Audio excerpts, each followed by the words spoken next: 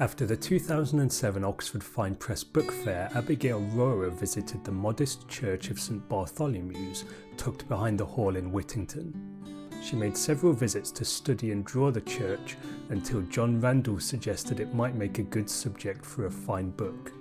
Miriam Macgregor, by now an experienced hand at engraving Whittington, was brought onto the project, and St Bartholomew's Whittington, a Cotswold church, was born. The book was ultimately published by Rorer's own Lone Oak Press in 2015 in an edition of 300 copies.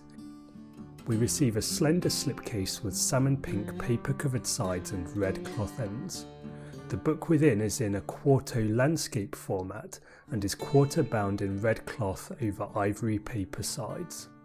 The front and back boards are printed with a design by Rorer, and there's a paper title label on the spine. Binding was performed at the Fine Bindery, and the book was printed on 32 pages of smooth zircon paper by Pat Randall at Nomad Letterpress. Binding and printing are both superbly executed, as one might expect from this team. The end papers are of the same paper that covers the slipcase, and then, after a half title with small engraving, we reach a title spread that is classic Whittington. An engraving by Macgregor of the church's exterior serves as the frontispiece and faces an austere two-colour title page. This is principally a book of engravings, 25 of them in total.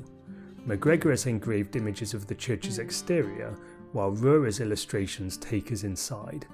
In many respects, the two artists have quite different styles, but I perceive a connection in the role played by light. Several of Macgregor's engravings feature raking side light from the low sun, casting dramatic rays or shadows across the churchyard. In Rorer's interiors, stark rim lights catch the edge of stonework otherwise shrouded in gloom to create some boldly highlighted shapes.